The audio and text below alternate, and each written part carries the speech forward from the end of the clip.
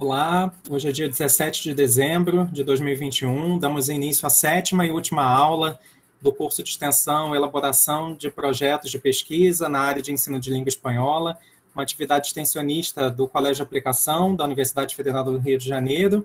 E hoje eu tenho a felicidade de receber uma amiga muito querida, colega da área de língua inglesa, nessa edição do curso, a professora doutora Elza Maria Duarte Alvarenga de Melo Ribeiro, que está aqui conosco para a sua palestra, intitulada O Desafio da Pesquisa Aplicada. Eu vou fazer uma rápida apresentação da professora Elza Ribeiro, para que ela também fique muito à vontade para trazer outras informações sobre a sua trajetória acadêmica. Como eu disse, a professora Elza, ela possui graduação em português e inglês, ela é mestra em Linguística Aplicada pela UFRJ e é doutora em Letras pela Universidade do Estado do Rio de Janeiro, também a nossa querida UERJ. A Elza desenvolve pesquisa principalmente na área de línguas para fins específicos, é a nossa grande referência do momento, defendeu uma tese muito, muito bonita, muito, muito bem redigida, mas a Elza também tem interesse por temas na área de interação, abordagens e metodologias, formação inicial e continuada.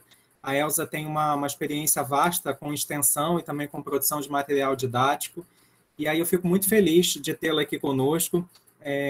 Eu já tinha compartilhado a leitura indicada pela professora Elza, o capítulo metodológico da sua tese, e teremos hoje aqui uma fala muito produtiva para encerrar o nosso curso de extensão. Elza, obrigado. Vou fechar aqui meu microfone, mas eu tô por aqui, ok?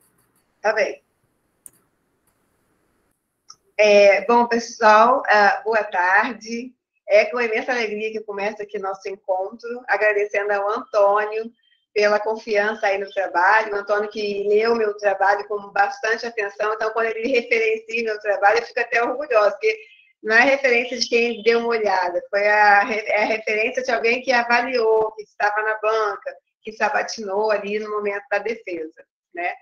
Então, eu agradeço a confiança aí e a minha proposta assim, eu vou fazer uma interlocução da minha apresentação com o que vocês leram do capítulo metodológico. Mas caso alguém não tenha lido, também não vai se sentir perdido. E aí eu não sei se eu vou assustar vocês ou se eu vou dar boas-vindas à pesquisa aplicada. Então, eu vou partir do que eu entendo, do que eu estou dizendo aqui como pesquisa aplicada, dentro da linguística aplicada. Quem já me conhece e está aqui vai ver que hoje eu vou falar coisas que vocês não me ouviram falar ainda. É a primeira vez que eu estou fazendo um recorte metodológico da minha tese. E geralmente eu falo sobre línguas para fins específicos, formação de professor, mas hoje a nossa conversa aqui ela vai ser no tom mesmo da metodologia da pesquisa. E por que eu quis fazer isso, essa interlocução do texto da tese com essa proposta de conversa com vocês? Porque, gente, eu gostaria muito de que alguém tivesse feito isso comigo quando eu estava preparando meu projeto de doutorado. Então, tem desafios que a gente só vai descobrir no durante. E se eu puder antecipar 2 ou 3 desafios que vocês vão enfrentar para vocês já se prevenirem, já se organizarem com antecedência, para não enfrentarem alguns obstáculos que a gente enfrenta numa pesquisa aplicada, eu já tenho a minha missão cumprida. Então, meu objetivo hoje aqui com vocês é uma conversa para que eu sinalize possíveis obstáculos que vocês possam vir a ter, esperando que vocês não tenham, porque algum dia vocês vão lembrar dessa apresentação aqui, certo? Então, o que eu estou chamando de pesquisa aplicada nesse título aqui? O desafio da pesquisa aplicada. Você pode passar, Antônio? Elza, desculpa que eu esqueci, eu acho, de mencionar que você é professora de língua inglesa do Instituto Federal do Rio de Janeiro. Faltou essa informação sim. do campus Maracanã. Desculpa. Tá, joia, é isso mesmo. Então, pessoal, por que eu estou aqui hoje? Por que o Antônio me trouxe para cá para conversar com vocês? Justamente por causa dessa tese aí, a contribuição do Instituto Federal do Rio de Janeiro na formação de professores de línguas para fins específicos. Então, o título deixa bem claro o que eu trabalhei em termos de teoria, né? E a partir dessa tese, Eu me vi confrontada em inúmeros momentos com os desafios que eu vou colocar para vocês aqui. E eu espero que eu possa ajudar a jornada que vocês vão ter aí nos projetos que vão ser criados, nos que já estão em andamento. Talvez algumas pessoas até se identifiquem, pô, eu estou aí, nossa, isso aí é muito o que eu estou. Eu não sei onde me colocar. Então, a gente vai discutindo. Eu acho importante também que eu deixe aberto para quem quiser fazer alguma colocação, né, durante a minha fala, não precisa esperar eu terminar de falar. Eu até prefiro que seja mais assim interativo, mas enfim. Pode passar, Antônio.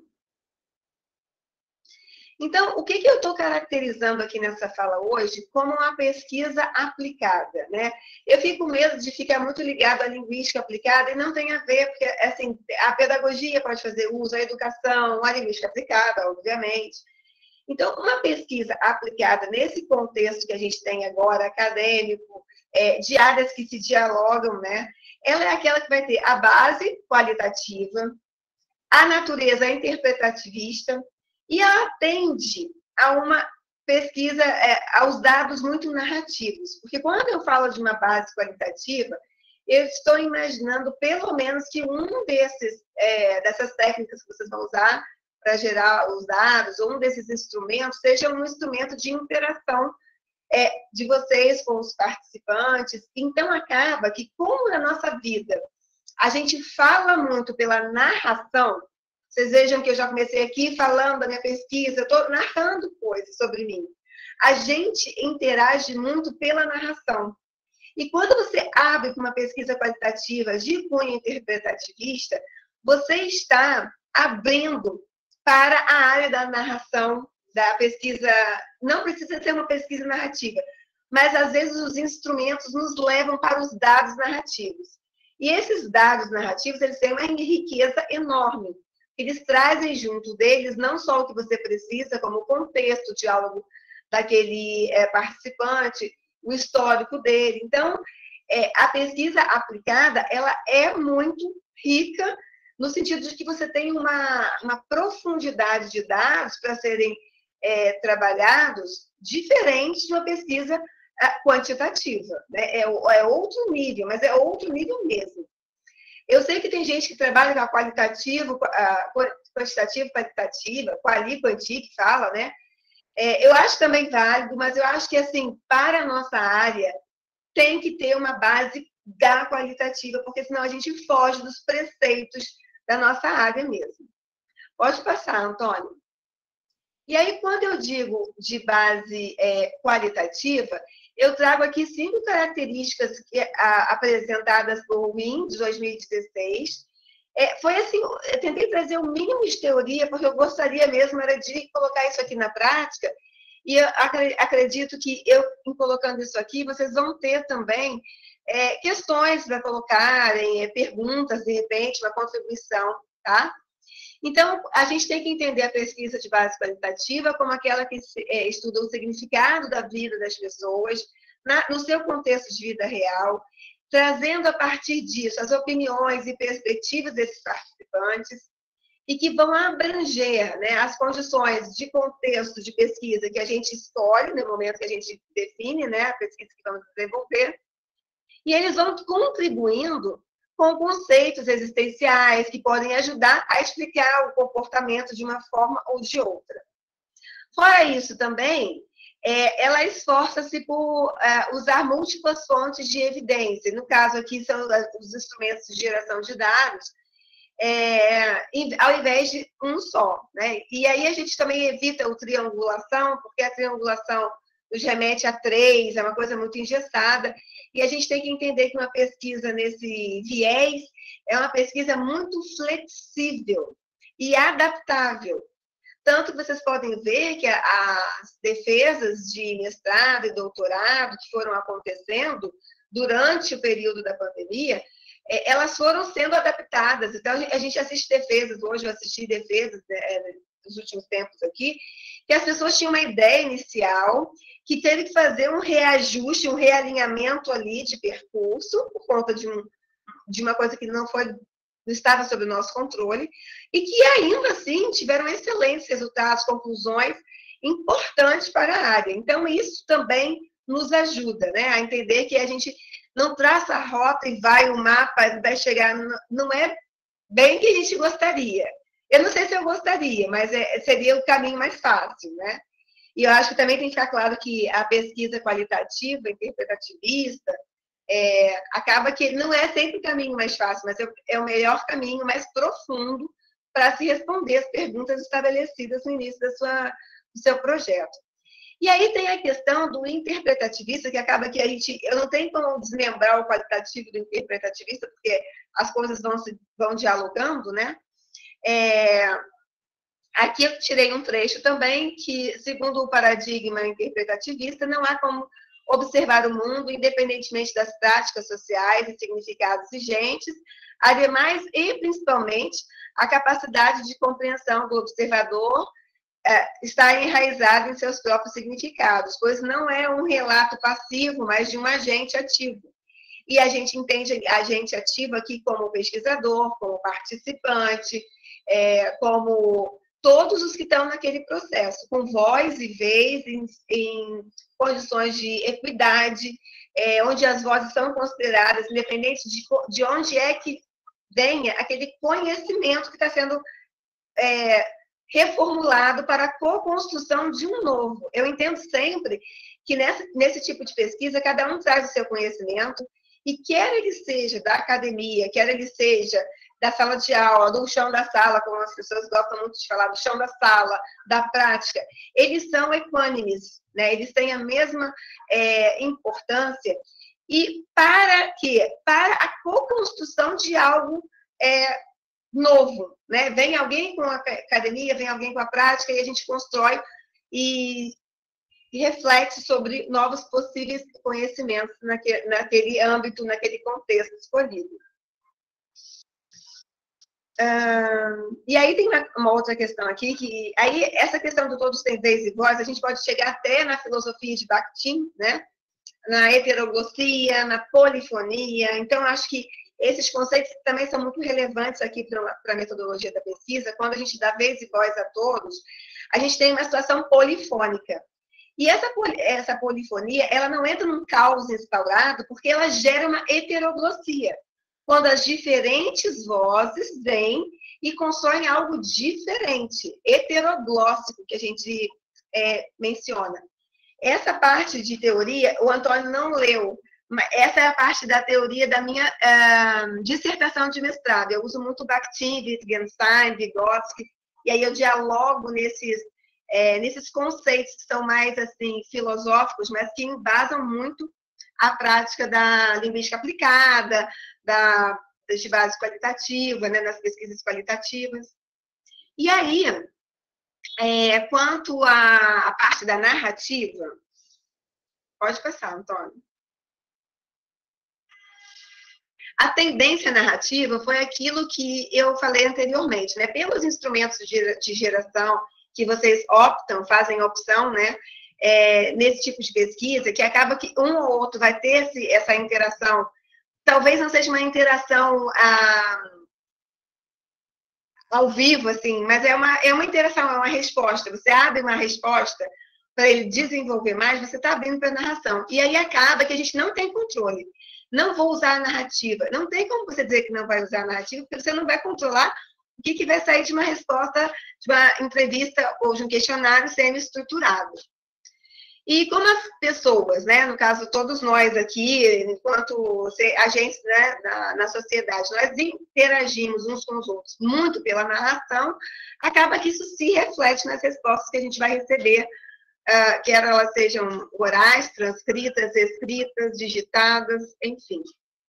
Então, por essa razão, essa questão que o Moita Lopes coloca em 2009, ela é antiga, mas ela é atual ao mesmo tempo. Eu gosto muito dessa citação, porque aí coloca, aí sim, agora eu vou fazer um link da pesquisa aplicada, que tem essas 3 bases, com a linguística aplicada, porque aí ela tem que dialogar, né? A visão de pesquisa em linguística aplicada é daquela que busca pensar de forma diferente, que procura ouvir as vozes das minorias, que objetiva compreender questões e não mais soluções, solucionar problemas, e que cria suas próprias teorias a partir do entrecruzamentos disciplinares. Eu acho que isso aqui resume bem tudo, né? A gente vai estar sempre na interação, construindo algo novo, e a partir desse algo novo, novos conhecimentos, novas aplicabilidades. Eu não gosto muito de deixar assim, sempre as vozes das minorias, isso me incomoda um pouco, porque não só as minorias, a gente vai ouvir as vozes de todos, da maioria e da minoria. É que acaba que quando você vai para a sua pesquisa, você já tem aquele público específico. E que porque você detectou um problema ali, você considera um público menor, né? Mas é isso. E aí vem algumas imagens que eu trago aqui, que são os desafios. O que essa pesquisa traz como consequência para o pesquisador, né? O pesquisador, ele se vê tendo que se posicionar, dizer qual pesquisa, tipologia, né, de pesquisa que ele vai ter, qual é a opção de geração de dados, de análise de dados. Isso eu sei que vocês vão enfrentar logo de cara, que quando você apresenta um projeto, minimamente, uma noção do que você vai fazer, você tem que colocar ali. Mesmo que após, né, o início do curso propriamente dito, vocês tenham que virar para outros cantos, escolher, dentre outras possibilidades, um inicial que você precisa ter. Pode passar, Antônio. E aí, o que você tem? Você tem as perguntas de pesquisa, você tem os seus objetivos de pesquisa e você tem que fazer a interação disso tudo, a relação disso tudo. E aí, acaba que você fica com uma gama enorme de coisas, de decisões para tomar, de coisas para fazer. Se você não tiver muito cuidado quando você dispara a pesquisa, você se perde no caminho. E aí, uma das soluções que eu coloco aqui, que é um quadro. Esse quadro está no anexo, talvez no anexo 2 ou 3 da tese. Vocês estão com a tese, vocês depois vão se encontrar lá. Pode passar, Antônio. E eu acho que esse quadro, ele assim, gente, ele é fundamental. Eu conheci esse quadro tarde demais, eu já estava num outro desafio que vocês vão ver mais à frente. Mas eu sugiro para vocês fortemente que não esqueçam disso que eu vou falar. Quando você traça, né, os objetivos a partir das perguntas, é importante que vocês já tracem assim uma linha, um delineado, tá? Então, você pode ter do seu objetivo, você se desdobra já na pergunta de pesquisa. E esse objetivo com a pergunta, ele já te dá o assunto principal de cada uma delas, perguntas ligadas a objetivos que me dão um assunto. E se você quiser e optar por uma análise por asserção, que eu vou falar um pouquinho mais à frente, você já traça ali uma asserção. O que aquela pergunta, se respondida, vai me dizer por meio do objetivo, tendo por consideração o assunto. E aí você já define isso aí, porque essa linha aí, esse delineado, esse caminho, esse percurso, ele facilita muito o seu desenvolvimento depois, né, quando você estiver nas outras etapas, tá? Eu coloquei só alguns aqui, eu não vou ler, acho que não cabe ler, mas eu acho que é para vocês entenderem como que isso se constrói. Se você já tem os seus objetivos, você obviamente já tem suas perguntas, né? Porque eles estão ali em diálogo o tempo todo. Mas eles podem já te dar uma forma de analisar os dados que vão vir por meio das asserções. E você também tem, em cada uma dessas perguntas e objetivos, o assunto principal ali do que você tem intenção de aprofundar.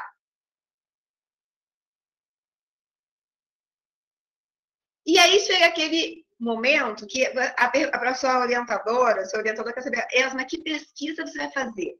Ela é colaborativa, é uma pesquisação, é participativa, é participante, é de formação? Gente, essa pergunta é angustiante. Eu acho que o Antônio deve estar também se identificando como orientador, né, e como orientando, né, quem está do outro lado também. Quando você tem que se colocar num lugar, eu me via numa angústia, porque assim, eu não entendo como pode ser uma coisa, uma pesquisação que é participativa e não ser colaborativa. Mas acontece que acaba que nesses livros, nas divisões teóricas da metodologia da pesquisa, elas ficam assim, meio que dentro de caixinhas, de gavetinhas. E aí, como é que eu fiz para sair disso, né? Pode passar, Antônio. Aí, qual seria, então, a solução? Então, a gente já tem um desafio, que é o desenho inicial. O desafio 1 é o desenvolvimento inicial, o desenho inicial de sua pesquisa. O desafio 2 é quando você tem que...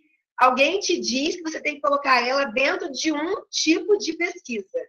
E aí acaba que, na qualitativa, você fica muito entre fronteiras. Às vezes você vai mais para um lado e mais para outro. E nisso, eu cheguei lá na qualificação e eu falava com a Janaína, que foi minha orientadora do doutorado, eu disse, Janaína, é que eu não me vejo só pesquisação, eu não me vejo só colaborativa, e aí, como é que a gente vai fazer? A gente vai ter que dar um jeito, e realmente, aí ela concordava, não, é porque é só de formação também. Aí, nós chegamos num congresso, e nós tínhamos a professora Edneia, da Federal Rural, aqui da Seropédica, que trabalha com a educação. E ela trouxe esse conceito de bricolagem. Aí eu falei assim, gente, eu acho que esse conceito vai me ajudar. E eu acho, gente, que se vocês entendem a pesquisa de vocês e entendem que ela não cabe só numa tipologia, vocês vão ter que popularizar esse conceito. Ele não é muito comum na área de linguística aplicada, letras. Eu não tinha visto antes. Mas ela veio da educação, e a professora Edneia também orienta muito o pessoal da pedagogia. Como o Antônio falou que tem alguns alunos aqui da pedagogia, eu acho que vai dialogar também com vocês. Então, essa bricolagem, eu vou ler com vocês, que eu acho que a leitura é super... olha aí, o Eduardo, a primeira vez que você escuta. Então, já estou com, assim, já cumpri uma parte do meu objetivo aqui. Eu vou ler porque acho que a leitura esclarece muito, tá, pessoal?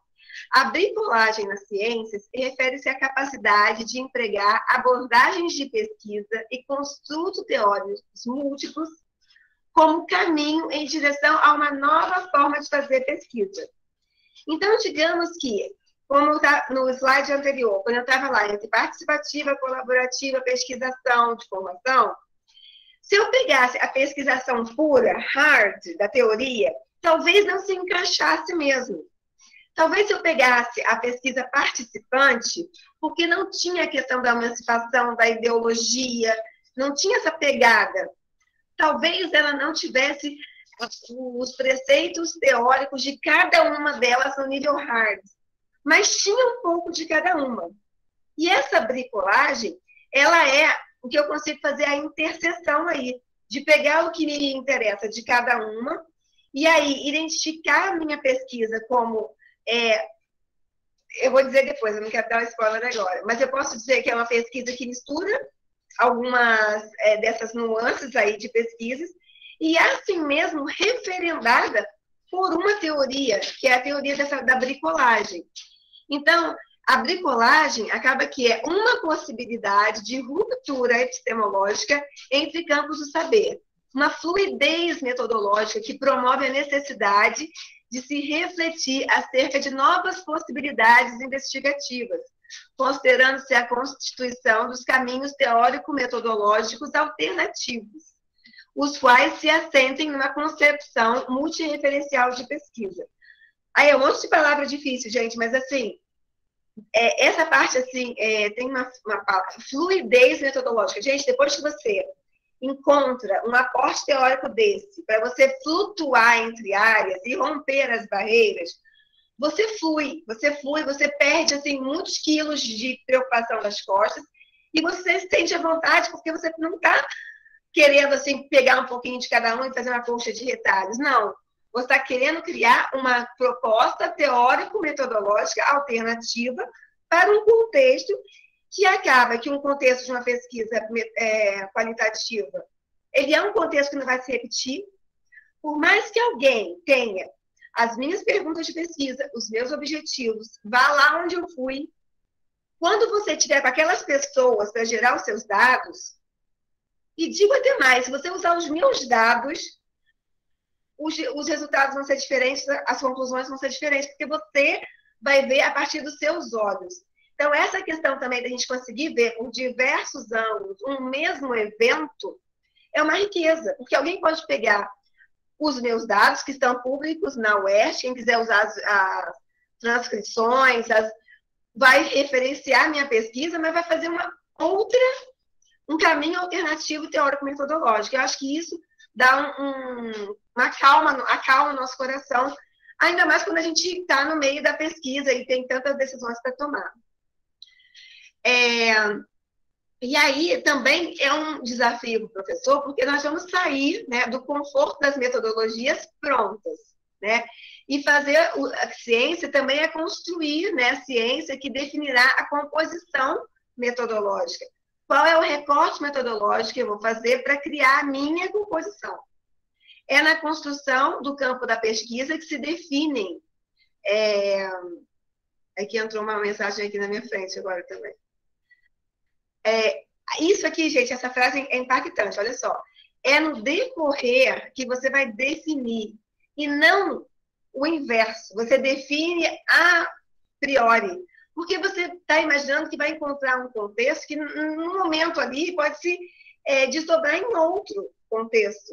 A participação das pessoas, você pode pensar que vai acontecer de uma forma, mas vai acontecer de outra. Então, você ter essa possibilidade de definir e bater o martelo no decorrer do processo também te dá uma leveza no levar a pesquisa, tá? E aí eu trago só mais duas questões da bricolagem que eu acho importante deixar aqui. Lá nas referências da TED, vocês também vão ter todas essas referências aqui. E acho que vale também vocês... Faltou eu trazer a Edmeia. Eu tenho esse livro, Antônio, depois eu posso te passar. Você coloca no Classroom delas, porque é um livro muito interessante esse. É Pesquisas em Educação. É de lá que a gente pegou esse... Então, esses dois autores aí, eles esclarecem que o pesquisador Bricoleur, que vem do francês essa expressão, né? Busca perspectivas múltiplas não para oferecer a verdade sobre a realidade, mas sim para evitar o conhecimento monológico, que surge com suporte em quadros de referências fundados na desconsideração de várias relações e conexões. Então, é aquilo que eu digo, você parte das gavetinhas, mas não pode misturar os conteúdos, que é o que essa perspectiva de pesquisa nos dá. Então, ela é entendida como concepção de pesquisa que possibilita uma maior liberdade ao pesquisador em transitar por territórios metodológicos, sem que interfira na formulação do conhecimento associado a saberes diversos. E vale destacar que isso também demanda de nós, pesquisadores, que estamos querendo envergar, né, pela bricolagem, que a gente tenha um conhecimento aprofundado de vários tipos de pesquisa, para que a gente consiga fazer a união deles e não traga tipos de pesquisa que não dialoguem entre si. Porque aí você vai estar quebrando, né, essa interlocução entre teorias. Você vai estar sempre trabalhando dentro de teorias que dialoguem e que você tenha o conhecimento para isso. Pode passar, Antônio. Aqui o mundo já caiu. Estou olhando aqui na minha frente e o mundo está caindo. Bom, e aí, então, como é que a gente resolveu definir, então? No caso, eu, né? Porque acho que nesse momento é um momento muito solitário, pessoal, porque não tem o que o orientador faça.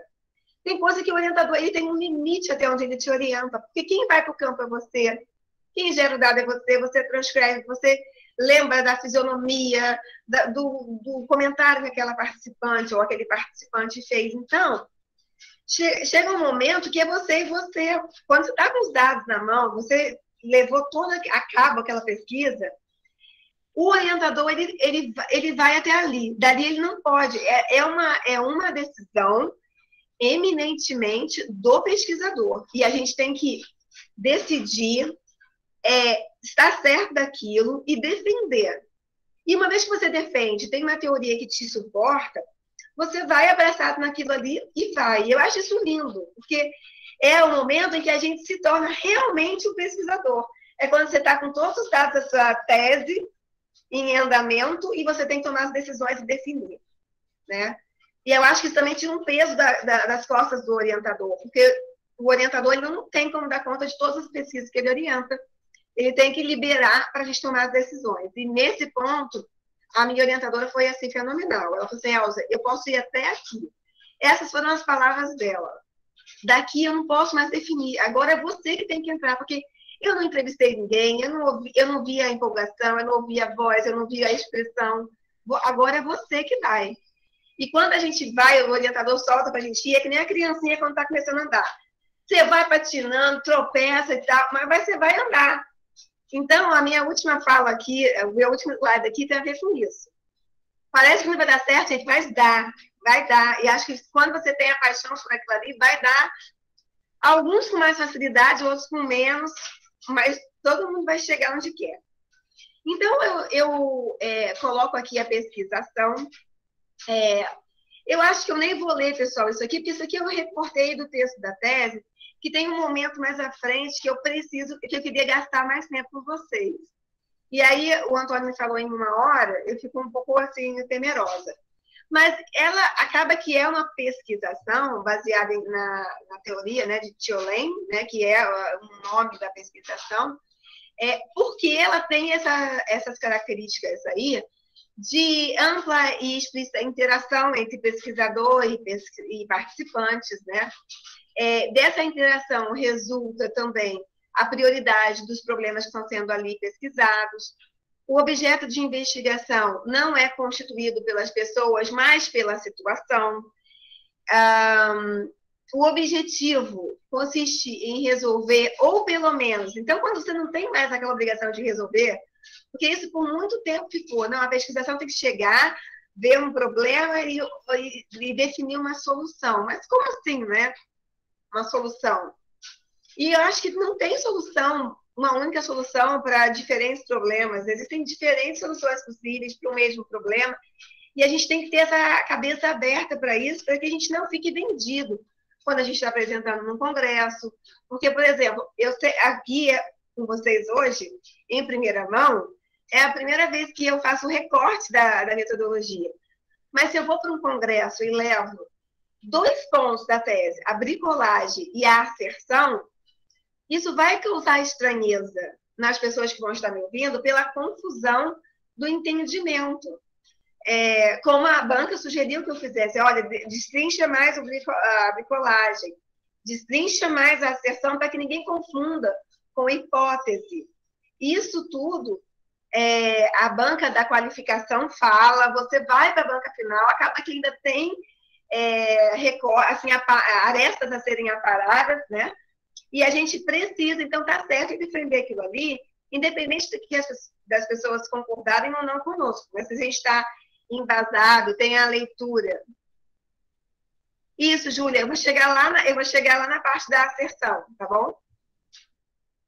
E aí, a pesquisação tem a ver também com essa questão de, durante o processo das decisões, das ações a serem tomadas, e ela não se limita a uma formação, ela pretende-se um aumento do conhecimento dos pesquisadores e dos participantes, né, que vão sendo modificados no decorrer do processo.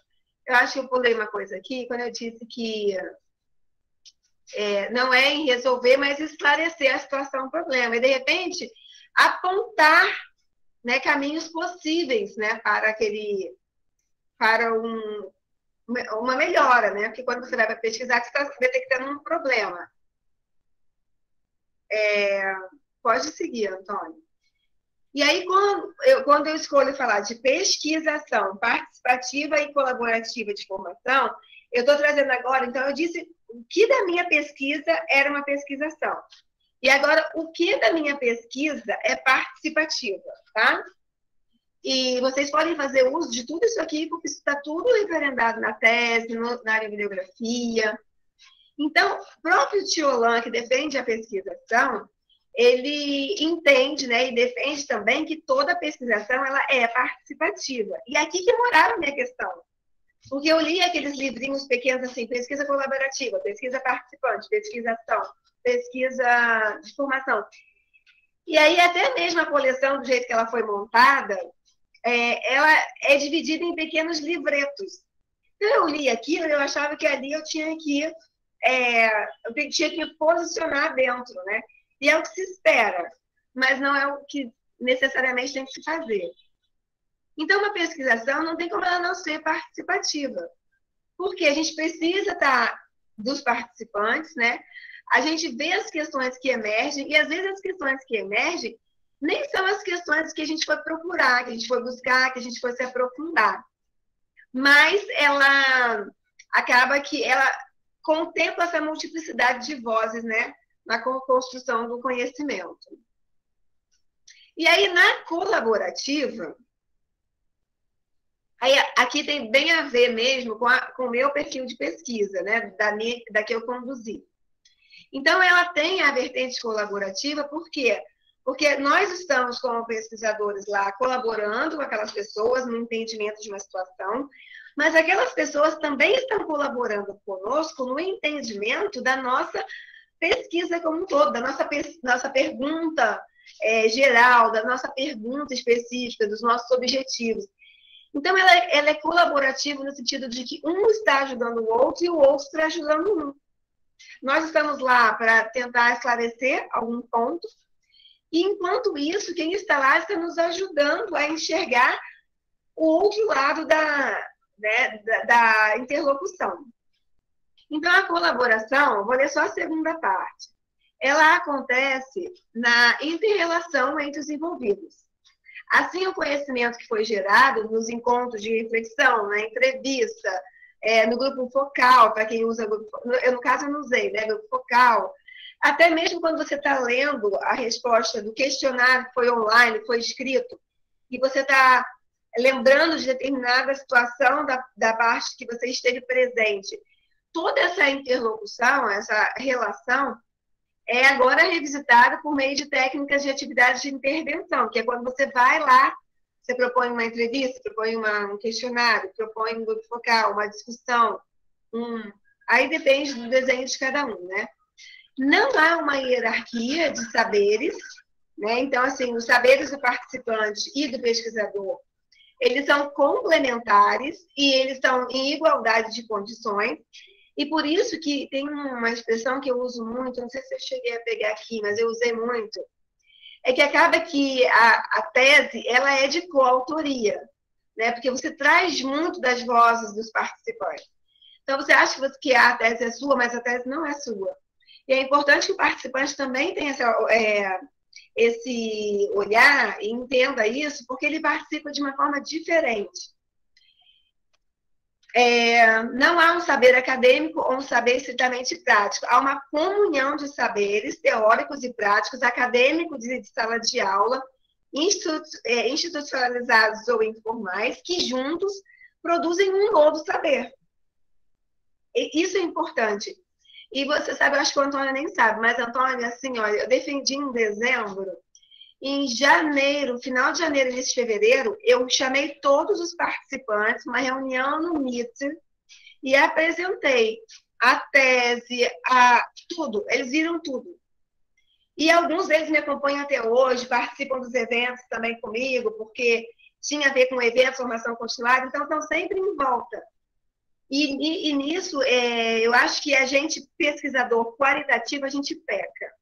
A gente vai no campo, a gente pesquisa, a gente faz entrevista, questionário, mas dificilmente a gente vê um pesquisador voltando para colaborar com aquela comunidade, aquele contexto. Para dar um feedback, para dizer o que construiu, o que apareceu, e como que aquilo pode interferir para ele ser um profissional melhor, né? Ele, que eu quero dizer, é o participante. Pode passar, Antônio. E acaba que foi uma pesquisa de formação, porque apesar de eu trazer LEFA, que fala muito da da importância da pesquisa de formação na formação inicial, eu pego essa pesquisa de formação e levo para a formação continuada. Eu aplico esses conceitos aí, essa teoria, lá na formação continuada, que é onde acontece o meu contexto de pesquisa.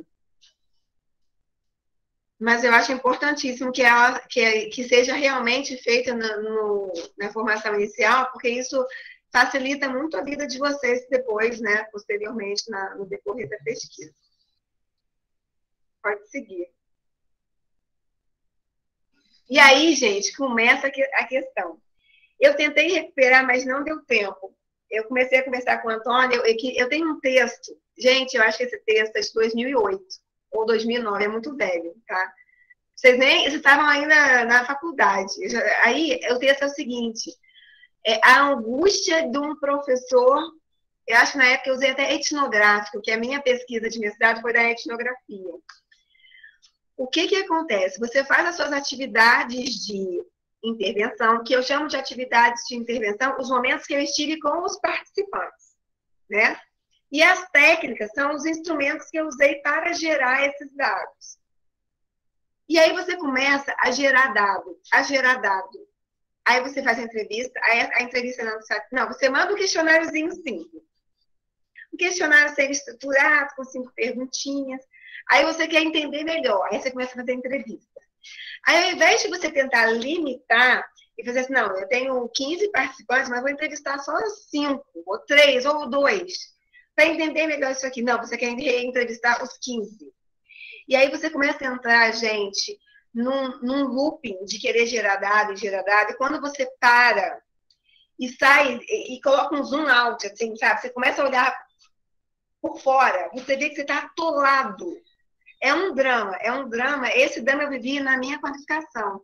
É uma pena que o Antônio não estava. Quer dizer, eu acho que ele até ficou feliz de não estar, porque ele ia ficar louco que nem eu.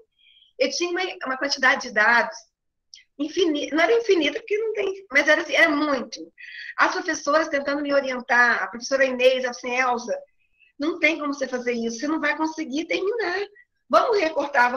Então, se tem uma coisa, assim, uma outra sugestão que eu faço a vocês, gente, olha, se tem uma decisão que você tem que tomar logo, no início da geração de dados, é quanto? Quanto você vai fazer? Quantos são? Quantas entrevistas? Quantos questionários? Porque senão você vai entrar nesse loop, porque você acha que sempre pode melhorar, e sempre pode melhorar.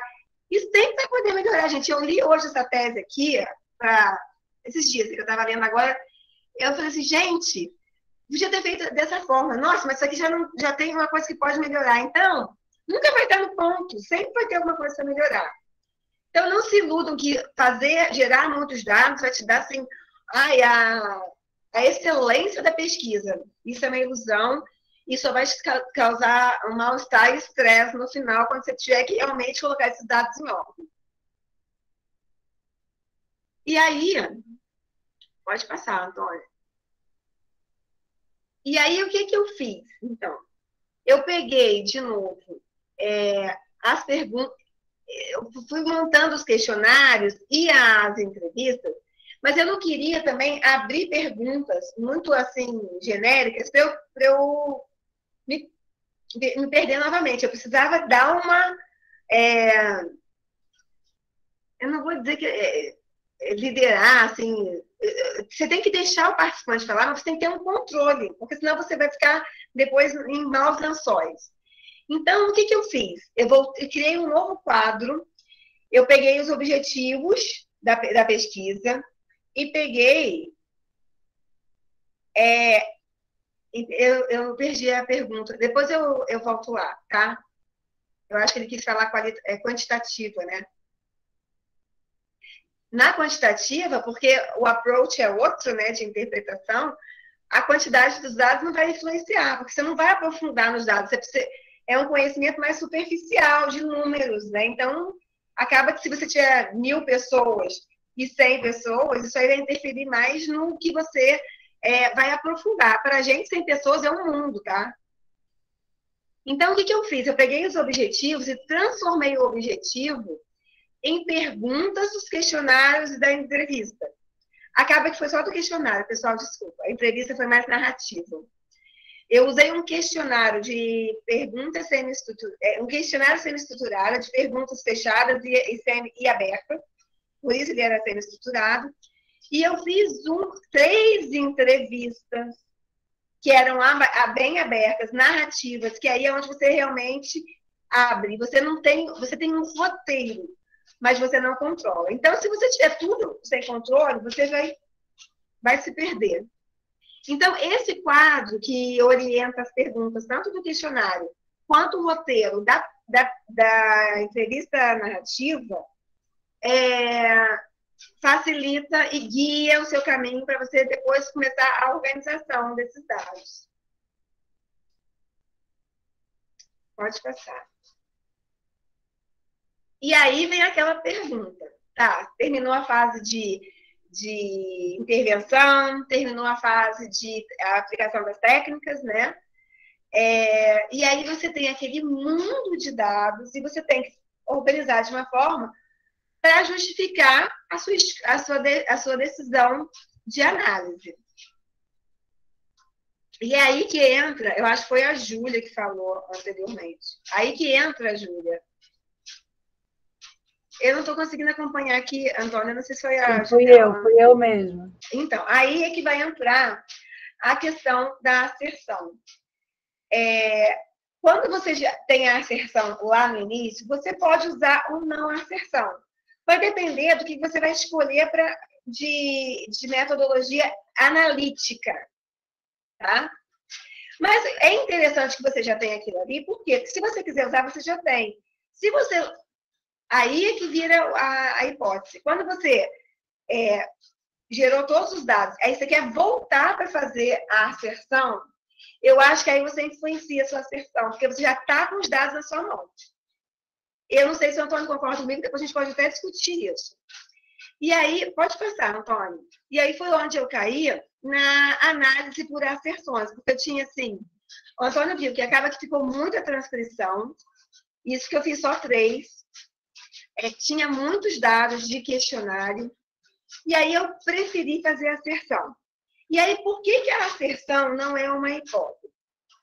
A hipótese, ela surge e ela vai ser... eu vou... até esqueci o nome da palavra que a gente usa. Eu vou confirmar, não, eu vou... Ela vai ser confirmada ou não. Mas não é bem confirmada. Eu nem sei trabalhar com hipótese, que eu não sei o verbo que usa ali. Ou ela vai ser confirmada, ou ela não... Elza, desculpa, a Ana está colaborando aqui no Refutada, né? Será que é isso? A hipótese ela vai ser confirmada ou refutada. São 2 opções. O que acontece com uma asserção? Ela não vai ser ela não tem 2 opções só. Ela pode se desdobrar em subasserções. Ela pode virar uma asserção diferente da inicial, seguindo a inicial, mas diferente. A hipótese, ela te ingessa em confirmar ou refutar. Enquanto que a asserção, ela dialoga. Ela vai se desdobrar em subasserções, ela vai ser modificada pelos dados, e acaba que na hipótese você fica muito engessado. Fora que a hipótese, ela não é um tipo de alinhamento com a pesquisa qualitativa, né?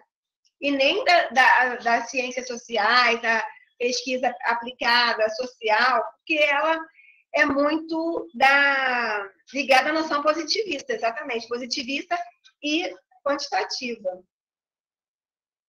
Pode passar, Antônio. E por incrível que pareça,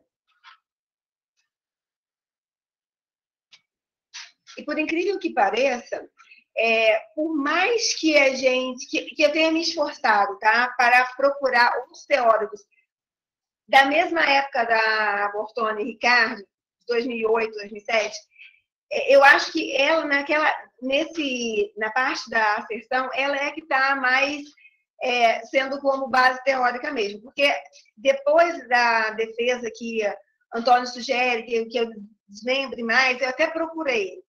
Mas acaba que a gente tem um núcleo de grupo de pesquisa da UERJ, que trabalha com a Janaína, e que tinha ligação muito também com a Bortone, que às vezes fazia algumas conversas conosco, a gente fica muito ligado nessa questão da asserção. E entre a gente conhece muito, mas quando a gente vai colocar para fora, as pessoas têm essa impressão, Júlia. E é importante que você, se você optar por isso, você tenha bem claro, bem definido, que você vai, para você não ficar assim, né, sem ter resposta para sua banca ou para as apresentações que você for fazer em congresso, porque isso com certeza é uma coisa que eu vou, né, eu vou ver. Então, assim, o que dá para a gente fazer com a asserção, que eu acho que isso eu pensei hoje. Olha só, um ano depois, gente, amanhã faz um ano que Antônio estava na minha banca. Quer dizer, no dia 17 de dezembro do ano passado, ele estava aqui debruçado sobre esse texto, querendo me matar, né? Mas, enfim, só um amigo para a gente convidar uma tese, uma defesa, dia 18 de dezembro, né? Eu acho que para dar, assim, um arcabouço, assim, para você engrossar o seu couro na academia, não vai bastar só trazer a teoria, porque aí você vai sempre bater na Bortoni Ricardo. Mas eu acho que uma maneira que eu poderia ter usado, que eu não usei depois na versão final, é trazer inúmeras pesquisas outras que se apoiam também nessa teoria. Que aí é uma forma de você referendar o que você está colocando. Porque eu, assim como fulano, em 2019, em 20, em 18, em 16, porque senão a gente fica com uma referência teórica que eu acho muito antiga, mas eu não encontrei depois outra. Mas eu achei que uma forma agora, relendo, uma forma de dar, assim, robustez, essa é a palavra que eu queria, robustez para essa decisão, essa tomada de decisão, é você trazer outras pesquisas de mesma natureza que se apoiam nessas questões. Que aí a gente vai ganhando couro na academia, couro, e aí vai saindo só de um espectro muito micro. Pode passar, Antônio, porque basicamente eu não vou ler porque eu já falei, né? Mas a minha mensagem final, gente, apesar de ter trazido assim, 3 gargalos de uma pesquisa, que é, primeiro, você fazer o alinhamento das suas escolhas, né? Segundo, é você... a angústia de ter que estar dentro de um tipo fechado de pesquisa. E aí, mas, gente, olha, eu trouxe os gargalos, mas eu trouxe as soluções. Então, eu gostaria muito de ter ouvido essa fala aqui quando eu estava começando a fazer o meu projeto do doutorado. E, por fim, essa quantidade de dados, mas dá para se fazer análise de muitos dados também por temas semelhantes, por palavras com denotação, né? Aí vocês vão ter que ver o que os seus dados vão mostrar. É aqui que a gente para, né, Antônio? Daqui a gente não consegue evoluir. Porque aí cada um vai ter um contexto, um dado, um teor aí de relação com os dados. Mas o que é importante é que vai ter essa luz no final do túnel. Assim, eu acho que você trabalhar com o conceito de bricolagem te resguarda de muita coisa quando você está definindo que tipo de pesquisa você vai querer se aprofundar. Mas é óbvio que também, se você parte de uma colaborativa e quer seguir, são inúmeros formatos de pesquisa possíveis, inúmeros tipos de aporte, né, metodológico que vocês podem seguir. Eu acho que o que eu queria... Eu não sei se tem mais algum, Antônio, slide. Acho que não, né? Não, era isso que eu queria dizer. A mensagem é que é essa, assim, em determinado momento você vai achar que o túnel ele não tem luz no fim, mas ele tem. Você vai achar que o poço não tem, vai ter. É que a gente fica muito envolvida. E aí, nesse momento, a gente já está cansado, a gente está assim, com vários anos de leitura, de trabalho, e aí a gente fica um pouco assim, aflito. Quem me via falando aqui, gente, acho que... Gente, olha, quem me via falando com essa calma aqui hoje, não sabe como é que eu estava há 1 ano e meio atrás. Era assim, o desespero na forma de gente, era essa pessoa que está falando para vocês. Mas, porque eu passei por aquilo, eu posso afirmar para vocês que passa, tudo passa, você vai encontrar o seu alinhamento, você vai fazer sua leitura, porque você é um pesquisador. E vai ter um momento que você vai falar assim, mas a minha orientadora me abandonou, porque eu ouço muito isso às vezes, assim, mas não me dá orientação, porque tem um momento que não tem o que ela fazer, o que ele fazer. Você vai ter que largar a mãozinha do papai e da mamãe, dar os primeiros passos e ir. Vai cambalear, vai cair, vai machucar, mas vai andar e depois vai correr. Aí nem lembra mais do que passou antes. Que eu acho que é tipo o déjà vu que eu tô tendo agora, assim, quando eu olho para um ano atrás, não um ano, né? Porque um ano não, mas um ano e meio atrás, olhando assim, eu tava assim, a Janaína tava segurando a minha mão e empurrando, e eu não queria largar a mão dela, porque eu não queria tomar decisão. Mas tem um momento que é a gente, é quando a gente se torna pesquisador realmente.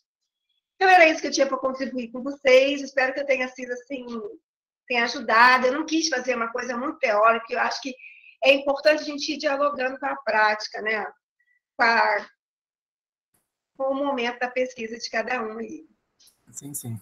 Elza, muito obrigado, te parabenizo novamente pela apresentação, você conseguiu, né, didatizar conceitos complexos, né, e até agora eu acho que foi o Eduardo, né, parece tudo tão simples, né, de fato, hoje parece tudo tão simples, né, mas eu acho que você traz também, né, na sua fala, assim, e motiva o grupo a pensar, é o que eu acho que a própria academia, né, vem pensando nos últimos anos, claro, que dependendo, assim, em algumas áreas um pouco mais avançadas, outras menos, isso que você logo no início da sua fala trouxe, uma pesquisa mais flexível, né? Uma pesquisa fora aí de uma camisa de força, que você primeiro precisa aí pensar com clareza o contexto investigado, que vai te mostrar, né, caminhos metodológicos possíveis.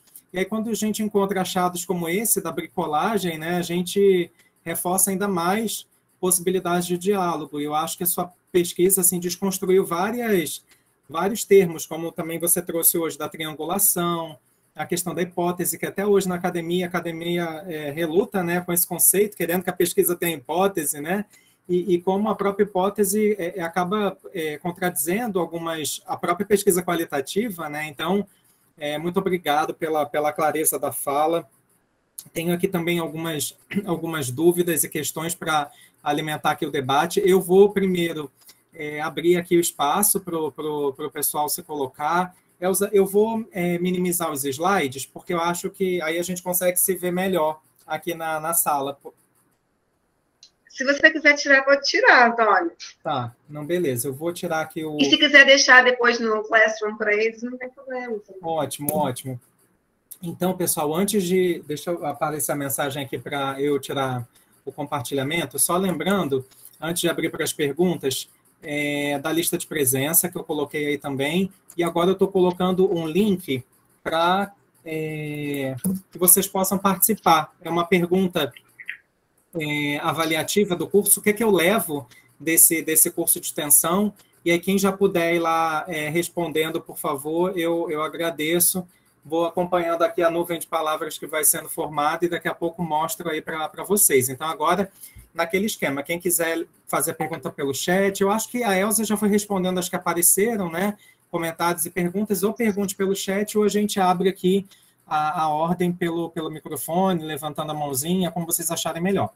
Michele. Olá, boa tarde, pessoal. Elza, muito obrigada pelos esclarecimentos. Antônio, muito obrigada pelo convite, né, de poder participar dessa aula, assistir a essa aula, porque foi realmente bastante esclarecedora. Eu sou Michele, sou orientanda do Antônio, e eu acho que você trouxe muitas angústias nossas, eu acho que mais minhas, em relação a essa construção do desenho metodológico mesmo. E eu me vejo muito nesse processo de o Antônio estar ali o tempo inteiro trazendo bastante referência e eu ter de conseguir encontrar essa independência de caminhar sozinha e encontrar aquilo que é mais confortável para mim. Li o seu capítulo metodológico, foi muito importante perceber essa ideia da bricolagem. E, num primeiro momento, eu achei bastante difícil, porque você agora esclareceu, né? Agora você trouxe algo importante, que é essa percepção de que, para trabalhar com a bricolagem, você precisa se apropriar muito bem de diferentes conceitos, não é algo simples, não é algo fácil. Então, eu me encontro aí nessa encruzilhada metodológica ainda, e reentender se é pesquisa colaborativa, pesquisa-ação, mas eu gostei bastante do que você trouxe hoje. E aí eu tenho uma pergunta justamente sobre a asserção, porque eu já vim caminhando por essas escolhas, né, não de hipótese, mas de asserção, e entendi o que você apresentou até aqui, mas eu achei muito interessante o que você acrescentou sobre a asserção como uma possibilidade de desdobrar, de modificar, né, de ser modificada pelos dados. E aí eu queria saber mais ou menos, assim, de maneira prática, como é que você encontrou isso na sua pesquisa? Que exemplos você pode dar dessas asserções sendo ou modificadas ou refutadas? Como é que elas funcionaram dentro da sua pesquisa? Michele, tem uma asserção da minha tese que está assim, acho que é participação, desenvolvimento, transformação. Essa asserção acabou que ela ficou grande, tá? Ela poderia ter se desdobrado em 3. Por exemplo, eu poderia ter colocado assim, aperfeiçoamento não lembro exatamente as palavras, é um dos objetivos de um professor em eventos. Mas ali também falou troca, falou transformação. Então, eu poderia ter acoplado eu poderia ter desdobrado cada um desses termos que eu usei em 3 subseções do maior. Porque acabou que esse trecho, eu estava olhando esses dias na tese, ele ficou enorme de número de páginas, porque, assim, na minha transcrição, foram 3 entrevistas de 20 minutos. Só que 20 minutos de entrevista, gente, é muita página de transcrição. Então, aí eu tinha inúmeros excertos para colocar dentro da asserção, mas poderia. E teve uma asserção que e aí teve a última asserção, que é assim, professores têm o hábito de participar de formação continuada. Essa asserção, ela se confirmou, mas acabou que no final, na conclusão, o diálogo com ela foi um diálogo assim, os professores desse recorte têm esse hábito, porém eu, em 2020, sei que não é uma realidade dos professores em geral. Então, acaba que essa hipótese, ela tem a fundamentação no meu recorte de participantes, mas não era uma situação real. E aí eu coloco isso na conclusão. Apesar de, acho que todos os participantes falarem que têm hábito de participar, eu vejo que isso é um recorte do momento, do contexto. Por quê? Porque eu trabalho com professores de diversas esferas. E eu sei que nem todo mundo tem o hábito. Mas tem uma bola de neve no percurso. Quem vai sempre continua indo, e quem não vai, porque não vai, não fica sabendo, não vai de novo. Então, é um círculo que vai se formando, positivo para quem já está no meio, e negativo, a pessoa vai se atolando. Então, tem que romper esse círculo e fazer essa interseção entre ambos. E aí, nesse caso, a minha posição como pessoa, pesquisadora e participante ali, foi de, na conclusão, dizer que aquela asserção, no meu ponto de vista, não fazia sentido, porque os participantes já eram participantes que estavam no círculo de participar de eventos, no caso da formação continuada. Então, foram essas 2 questões. Eu acho que uma das asserções eu podia ter colocado em 2 subseções, em 3, no caso, e essa questão que parece que a asserção estava assim, alinhadíssima com o assunto, com o objetivo, com a pergunta de pesquisa, porém, só dentro do contexto. E aí, como alguém falou, não tem como a gente generalizar de forma alguma os resultados, né? Obrigada, Elza.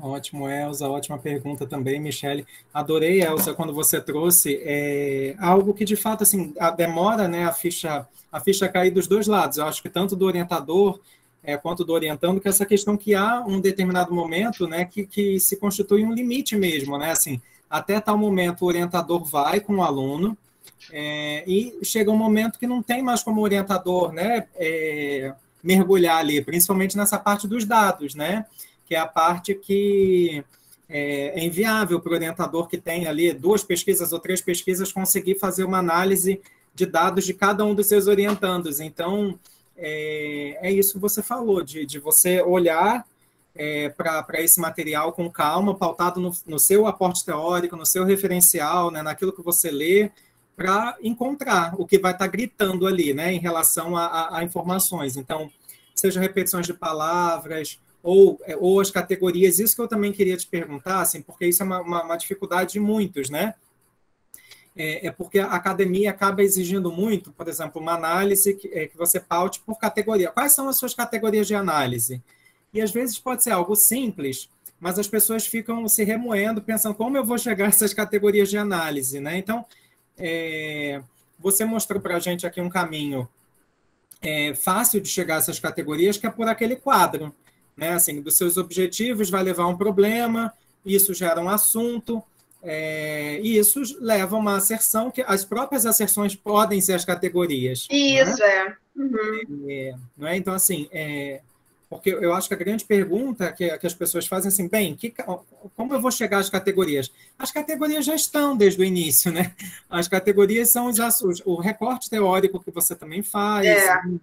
Então, eu acho que não demandaria aí esse pânico, né, de chegar a as categorias, não é? Você acha isso também? Eu acho. Eu acho que também isso vem ainda, um resquício muito positivismo ainda da pesquisa, que tem que seguir aqueles pontos todos. E você sabe, Antônio, que na qualificação, uma sugestão da Inês, né, que foi da banca, era a asserção, e teve uma professora da UERJ que a sugestão dela foi por tema. Acabou que eu nem pensei na possibilidade de tema, mas acho que quando tem temas muito recorrentes nos seus dados, dá para ser por tema também. Né? E aí esse tema vem como? Vem com isso que você falou, repetição de palavras, palavras com significados muito parecidos, né?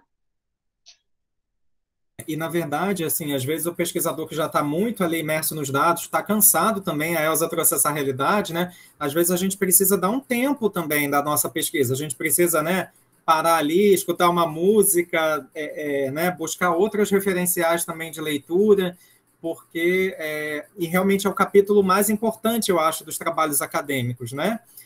Ou seja, o capítulo de análise é aquele que a banca sempre espera mais, porque é ali que é a inovação, porque o referencial teórico já é uma revisão de literatura, né? Menos que a pesquisa da pessoa seja teórica. Mas assim, é importante também a gente pensar a fala da Elza, lá dialogando com a nossa primeira aula, daquilo que eu falei no primeiro encontro. Aquele candidato, né, aquele que é candidato, e a gente está falando muito aqui, né, no entendimento da Elza e da proposta do tema, aquele que já está fazendo pesquisa, mas aquele candidato a um programa de pós-graduação, são muitas demandas que ele tem que buscar antes de apresentar o seu projeto, né? Então, assim, você não pode, de uma hora para outra, escutei a professora Elza falar de bricolagem, vou colocar lá no meu projeto, mas depois que eu vou ler sobre aquilo. Eu acho que, assim, numa seleção para um mestrado e doutorado, a partir do momento que você assume essa dificuldade já ali, muito novo, né? O seu projeto, às vezes, sem um embasamento muito claro, já assumiu algumas perspectivas, né, Elza? Também podem ser um risco, demandam ali uma leitura, uma aproximação teórica, né? Então, assim, eu não posso, de uma hora para outra, também fazer uma mescla de vários tipos de metodologias se eu não busquei um pouco como pensa aquele coletivo de professores daquele programa, se eles, de uma certa forma, têm uma visão mais flexível de pesquisa ou não. Então, assim, essas inovações são muito positivas, mas também elas encontram limite dentro da própria academia, né? E aí eu acho que... Né? Eu acho que elas têm o seu valor quando você está mais maduro na pesquisa. Não dá para você chegar num projeto que você vai submeter e trazer uma bricolagem. Porque, pô, cara, se ela já está falando em bricolagem, ela já tem pelo menos conhecimento de 4 ou 5 tipologias de pesquisa. Eu acho que esse é um conceito que demanda um amadurecimento. De repente, vocês podem até guardar no coração de vocês, aí nos registros de vocês, mas para o momento já de definição da tese ou da dissertação, que seja, né? Porque acho que assim, sair de largada, metendo uma bricolagem. Sim.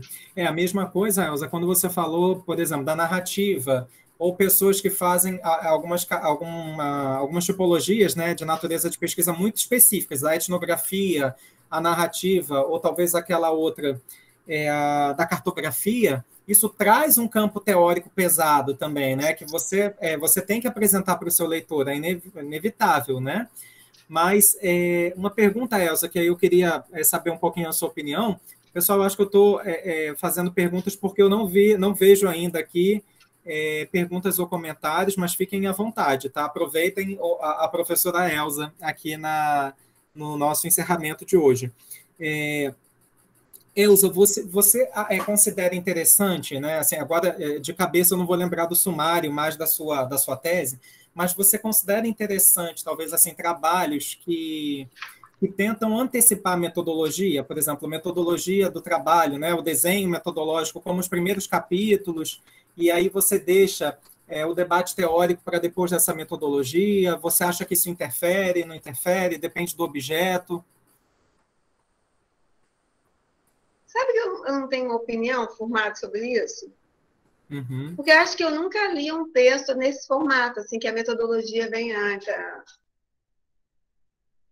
Eu te fiz essa pergunta justamente porque eu tenho feito, né? Fiz para o Leandro também, que estava aqui, que foi professor, né, do curso, porque assim, eu tenho orientado, né, tenho sugerido que todos os orientandos comecem logo o trabalho pela metodologia, porque isso, claro, está muito vinculado a uma linha também, né, de pesquisa que eu tenho me pautado nos últimos anos, mas eu acho que isso resolve muito um pouco um formato de texto, né, de alguns alunos, que é trazer dados antes do capítulo metodológico, porque tem muitas pesquisas que acabam já apresentando dados antes do capítulo metodológico, a contextualização, e aí quando chega numa banca, né, a banca, na verdade, diz, olha, isso não poderia ser feito porque o seu capítulo metodológico está lá no meio, então você tem que dividir entre teoria aqui, vai explicar o que você vai fazer e depois do que você vai explicar o esqueleto do trabalho, que vem os seus dados, né? E aí eu acho que quando você já traz a narrativa antes, esse diálogo entre metodologias, você já explica o contexto, se você ou faz pesquisa documental, explica a origem do documento, você fica um pouco livre para um tipo de escrita que isso não precisa aparecer separado, né? Teoria de um lado e prática do outro. Você pode fazer uma escrita também mais flexível, mais híbrida, né? E aí, assim, a sua pesquisa e a sua fala de hoje, assim, casa muito com essa proposta, né? De você antecipar, né? E até, assim, muitos alunos do nosso programa estão vivendo agora um pouco a dificuldade, que é o próprio programa exigir que se faça um capítulo teórico-metodológico, porque, assim, não é, Elza? Para a gente, teórico é uma coisa, metodológico é outra, não é? Assim, não... Mas para a academia tem uma teoria da metodologia junto, né? Sim, então, assim, a própria... Não, essa ideia não é ruim, não, Antônio. Eu acho boa essa ideia. É que eu não li um texto nesse formato ainda, mas eu acho bem interessante. Não, então, assim, era mais para ter aqui, quer dizer, Elza também como bastante leitura. Então, Júlia. Adorei essa sua fala agora, Antônio, foi tão esclarecedora. Elza, eu também sou orientanda do Antônio. E fui uma das pessoas, assim, para quem ele disse, para a gente começar pelo capítulo metodológico. E eu sempre, uma das dificuldades que eu estava tendo nesse formato, Antônio, era justamente pensar essa metodologia e a teoria depois. Mas, na verdade, a proposta é que isso apareça aí já misturado, né? Sim. E aí Sim. você, na verdade, você não faz, aí, se eu entendi isso, quer dizer, você não faz um capítulo teórico, você vai falando da teoria à medida que você fala da metodologia. É Sim. essa a proposta? Essa proposta, porque assim, até então, mesmo sendo pesquisa qualitativa, a gente tem o quê? Teoria de um lado, capítulo teórico, o desenho no meio e o capítulo de análise, que você retoma. Nessa outra proposta, você fica livre para, inclusive, dialogar a teoria com dado, teoria com contexto, né? Pesquisa que tenha sujeito ou contexto específico de observação.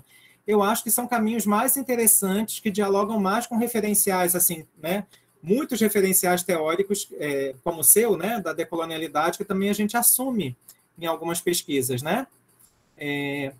Já em relação e sabe o que aconteceria também, Antônio, nesse formato que você está dizendo aí? Você aproveitaria até melhor os dados. Você ia trazer, os dados iam permear todo o texto, e não só de uma parte para frente. Sim. Aí você ia usar mais dados, ia pormenorizar mais, trazer mais diálogo. É muito Isso. interessante. Não, e também você evita a crítica, porque banca fica muito atenta a isso. Olha, no seu capítulo já 2 aqui, teórico, você trouxe um dado da sua análise. Não pode ter esse dado aqui. Né? Então, assim, você evita esse tipo de problema. Né? De ficar se policiando na escrita, que ali não pode ter dado do campo, né? Assim, pesquisa de campo ou pesquisa que analisa documento. Então, eu acho que a pesquisa narrativa contribui muito nessa desconstrução do que vem Sim. antes, do que vem depois, né? E aí é isso. Mais perguntas, gente, para a professora Elza, em relação também ao link. Olha, eu estou vendo que só 18 pessoas responderam e temos aqui quase 30. Então, participem aí para que daqui a pouco eu possa mostrar essa nuvem. Elza fazendo inveja para a gente com seu chimarrão, deixando a gente com vontade. Tem que aproveitar enquanto dá para tomar. Então, sim. Dúvidas, perguntas, Oi, Elza. Eu queria falar rapidinho, Antônio, só parabenizar a Elza, né, Elza? Que bom, nossa, você chegou até aqui, participamos um pouco, que o grupo da Janaína, né? Assim, todos juntos, né, de algumas questões, mas eu fiquei muito feliz que você chegou até aqui. E também falar da questão dos quadros, sabe, Antônio? Que é uma sugestão que a Janaína sempre dá para a gente, né, Elza? De fazer os quadros, porque fica com uma leitura muito boa, né? O objetivo que você fez, a pergunta está atrelada a tal objetivo, está atrelada a tal asserção, até para o seu leitor, para o leitor que está recebendo, isso é muito bom. E uma outra questão também é o diálogo com a educação, né, Elza? Como foi, assim, muito importante, a gente tem uma interlocução muito boa com a Edmeia, e aí a gente vai aprendendo esses termos, multirreferencialidade, a epistemologia da prática, que eu gosto bastante, né? Os saberes a partir da prática mesmo.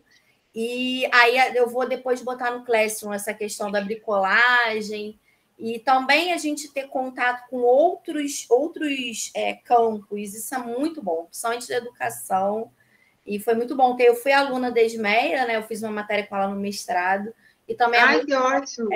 Esse diálogo. Aí depois eu coloco lá o texto. É um negócio assim que mexe, é aquela desaprendizagem, né? Que a Fabrício traz, Antônio.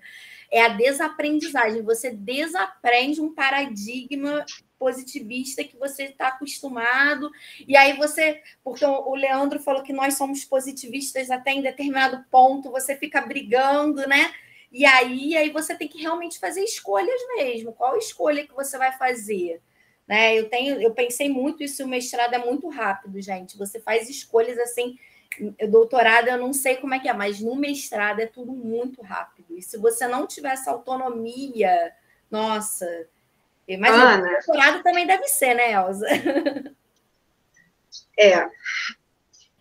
Deixa eu tirar uma dúvida. Esse texto que você vai colocar aí no Classroom é aquele da Edmeia, onde tem essa... Não, é do João Batista Martins, que ele que escreve sobre multirreferencialidade, pega o Arduino. Eu não sei falar, não, mas acho que é Arduino. É o professor que lançou essa questão, né? Que é professor de Paris, que ele foi percebendo. É bem interessante. Mas tem o texto dela também, sobre multirreferencialidade, bricolagem. É bem bacana. Esse é um livro, né? Eu vou resgatar aqui e vou passar para o Antônio, para o Antônio disponibilizar.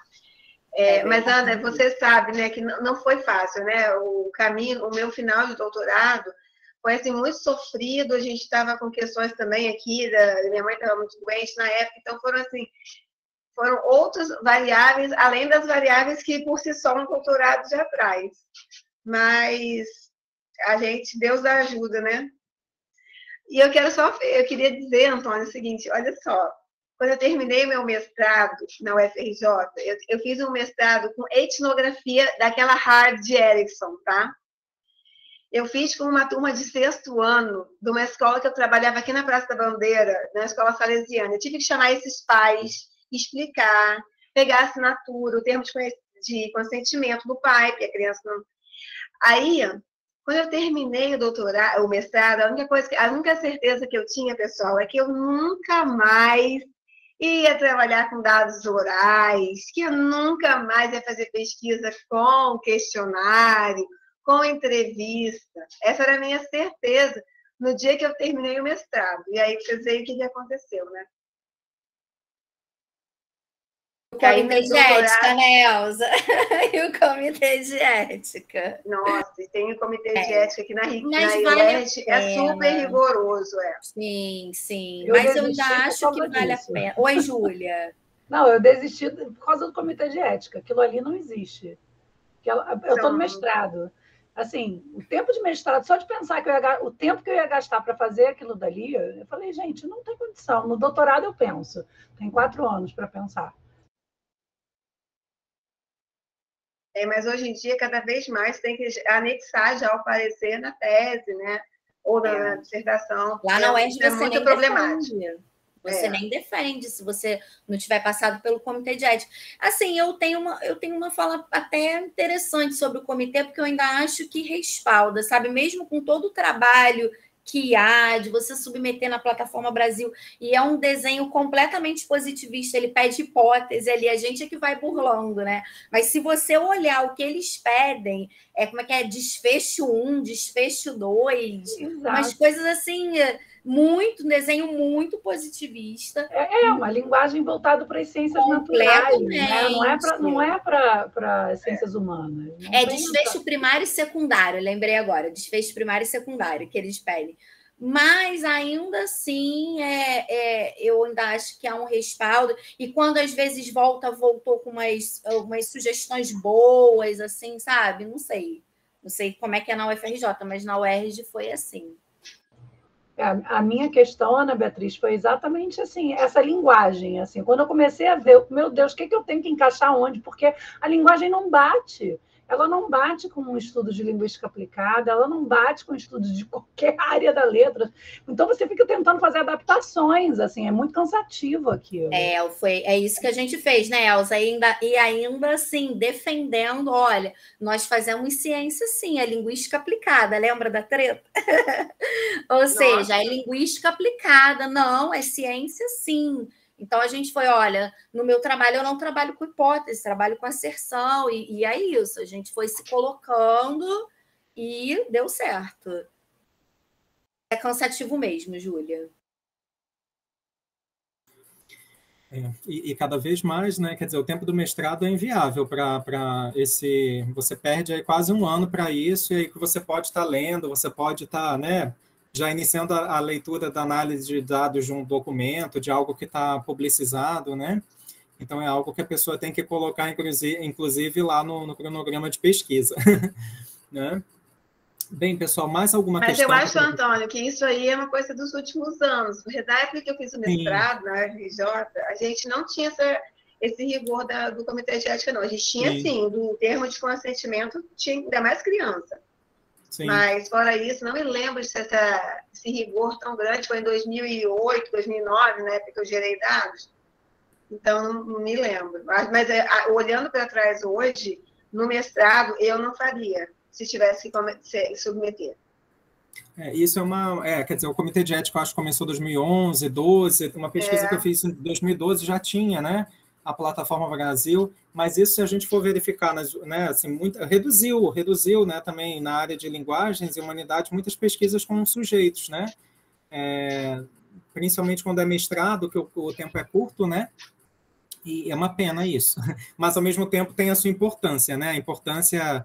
né, de você, porque eu acho que a grande questão é de você, como você impacta no sujeito e ao mesmo tempo daquelas pesquisas que criam dados, né, assim, que ao mesmo tempo você esquece dos princípios éticos e acaba direcionando a sua análise para aquilo que pode ser mais fácil para o pesquisador, aquilo que o pesquisador quer comprovar, né, casos aí que já estão na literatura sobre esse assunto. Bem, então, eu queria verificar se há mais algum comentário, questão para a professora Elza. Queria, então, mostrar a nuvem de palavras aqui do nosso curso e também, como hoje é um encerramento, queria perguntar se vocês topam tirar uma foto também, ligando aí as câmeras, se possível, para o registro, né, dessa turma, que eu não sei se vai ser a última remota, né, porque a gente... o curso, na verdade, ele é presencial e ano passado esse funcionou dessa forma.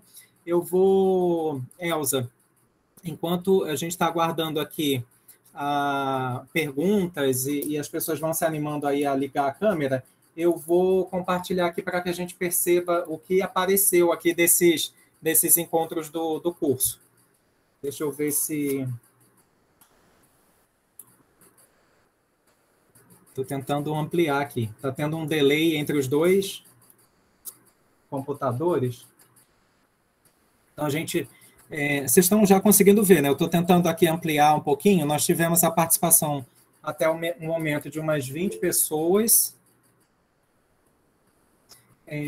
Consegui ampliar agora. Gosto muito dessa ferramenta, né, da nuvem de palavras. Eu acho que reflete um pouco o que nós vimos aqui, inclusive, né? Assim, ó, a primeira palavra que eu vi ali foi luz. É legal essa ferramenta porque ela vai, inclusive, assim, conforme mais uma pessoa participou, ela vai ganhando movimento, né? Então, assim, a palavra maior ali, ideias, motivação, eu acho que responde a proposta, o propósito aqui desse curso, dessa atividade de extensão, que não é, né, oferecer para você um projeto de pesquisa pronto, porque não existe um projeto de pesquisa aqui na gaveta, na cartola, a gente constrói, né, a partir de leitura, a partir dessas palestras, a partir de formação, né, também continuada, daquilo que é adequado à nossa realidade, mas apareceu ali, ó, gratidão, experiência abrangente, inserção nas pesquisas, isso também é fundamental. Lembra do primeiro encontro? Que a gente tem que pertencer a uma comunidade científica para verificar aquilo que está sendo mais recorrente, aquilo que há lacunas, novas ideias, que mais? Autonomia, irmandade, pluralidade, oportunidade, possibilidades muitas, diversidade de pesquisa, clareza. Gostei muito dessa luz, né? Eu acho que a gente busca um curso realmente de elaboração de projetos, de metodologia, para encontrar outra palavra aí que apareceu também, que é caminhos, né? E aí percebam que os caminhos, eles são múltiplos, né? Assim, a gente não tem um caminho único, metodológico, isso a fala da Elza hoje comprovou muito bem, e a gente também não tem possibilidades únicas de olhar para determinados dados, né? E gostei muito dessa ideia também hoje da Elza, que eu acho que resolve, né, de uma certa forma. Eu não tinha pensado muito por esse lado, Elza, quando você falou que as pesquisas que produzem corpos, os corpos estão ali, o corpora de pesquisa, né, os dados estão ali também para serem analisados, né, então a gente pode fazer o uso desse tipo também de dado para fundamentar a pesquisa que talvez é só documental. Inclusive, Antônio, por exemplo, se alguém entra numa tese, tipo a minha, que tem números, tem dados públicos, né? Porque quando a gente deixa na biblioteca da UERJ, tudo é público, tudo pode ser, né, divulgado. Com o meu parecer do comitê de ética, você pode usar aqueles participantes ali como participantes, como dados que você queira analisar. Isso foi uma coisa que a biblioteca que me chamou a atenção. Você vai disponibilizar toda a sua tese, só alguns trechos, mas assim, não tem sentido a gente ficar 5 anos, 4 anos na universidade pública produzindo conhecimento e depois ficar negando acesso, né? Sim, sim, concordo. Né? Não, ainda mais atualmente, né, que a gente pode contribuir para né, para mais lugares, é diferente da minha época, assim, da dissertação e tese que estão lá só na biblioteca impresso, e aí da última vez que eu fui lá na Biblioteca da Letras, vi que tinha, quer dizer, telhado, teve uma infiltração e o seu trabalho todo inchado, né, assim, por conta de chuva, molhado ali, e as pessoas não vão conseguir acessar. A gente precisa mesmo pensar na democratização do conhecimento. Bem, não fiz o print, vou fazer o print agora. Então, queria agradecer a quem participou lá da nuvem de palavra. Vou colocar ainda lá no Classroom. Vou bater com o celular. Eu não sei se alguém... Estou pedindo aí ajuda para os universitários, para os orientandos, se alguém consegue fazer o print direto do computador. Do contrário, eu bato aqui mesmo com o celular. Vou tentar agora, ok? Mais alguém vai abrir? Eu acho que o outro computador está aparecendo mais gente. Eu vou preferir sair. Oi? Eu vou preferir sair para ficar só os alunos. Tá? Não, fica conosco, Elza. A gente está com a sua presença hoje no último dia. Então, vamos lá no X, bater desse agora aqui para registrar esse maior aqui.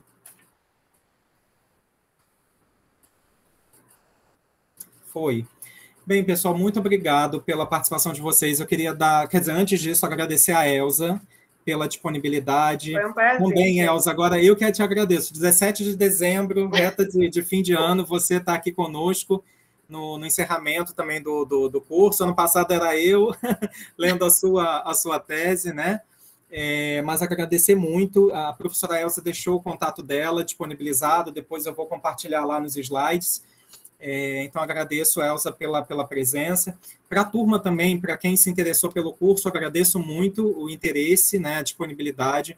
Vou colocar no Classroom nos próximos dias uma questão reflexiva, que é uma questão para vocês responderem. Isso também ajuda a repensar o curso, principalmente na oferta presencial. E aí, a partir de agora, é um trabalho um pouco interno, né, de fazer um levantamento da lista de presença, daqueles que atenderam aos critérios. E aí, até janeiro, eu coloco a relação dos nomes com direito ao certificado, tá? Para quem é aluno da Letras, mesmo que tenha me passado um endereço de e-mail, quando eu vou lançar lá os dados no relatório, no SIGA da UFRJ, às vezes ele acaba mandando o certificado para o e-mail cadastrado na Letras. Então, aquele e-mail da Letras, mas eu ficarei atento. Então, a UFRJ que emite o certificado. Isso leva, assim, na outra turma, né, do ano passado, praticamente a UFRJ enviou o certificado finalzinho de fevereiro, mas eu não encerro o Classroom. O Classroom, ele fica aberto até todo mundo receber a certificação, inclusive eu, né? Então, assim, a gente continua lá a comunicação pelo Classroom e eu vou dando lá os informes, envio o relatório, né? Ou, aluno tal, preciso do seu CPF, se o CPF não estiver entrando, mas acredito que vai estar tudo ok, né? Se vocês não tiverem errado ali o número do CPF, e aí depois a própria PR2 encaminha para vocês, mas eu recebo um informativo. Antônio, os certificados foram enviados e aí cada um tem que ficar um pouco atento à sua caixa de e-mail, ok? Bem, pessoal, alguma pergunta, alguma dúvida, algum comentário? O curso é só mesmo um atrativo, né? uma inserção para pesquisa científica na área de ensino de línguas, na área de ensino de espanhol. E obrigado aí pelos comentários. Também desejo muita sorte para vocês, quem está tentando a seleção agora, para o UFRJ, quem vai tentar nos próximos anos, né? Conte comigo, a Elza também está aí à disposição, acredito que de todo mundo. Elza, a gente esqueceu de falar do seu perfil. Sim, é porque aqui, pessoal, eu tenho um perfil no Instagram que eu faço assim a divulgação da abordagem de línguas para fins específicos. Se vocês quiserem seguir lá, Prof. Elza Link de línguas para fins específicos. Tá bem? Serão bem-vindos lá, Tribo Link. Temos uma tribo. Ótimo, perfil super ativo, né? Com muito conteúdo. Parabenizo a Elza também por esse trabalho, tá? Ana, confesso que eu estou um pouco por fora, porque eu não estarei nessa banca do próximo ano, então eu fiquei sabendo que teve as inscrições foram prorrogadas, então acredito que também mude alguma coisa no calendário, né? Mas eu estou sem muita informação. Foi bom você ter falado que eu vou pesquisar um pouco, tá? Então é isso, pessoal. Vou tirar aqui, vou encerrar a gravação. Agradeço novamente a vocês pela participação, pelo interesse e que a gente possa se encontrar aí de novo no mundo presencial, né, nos eventos da área aí nos próximos anos, tá?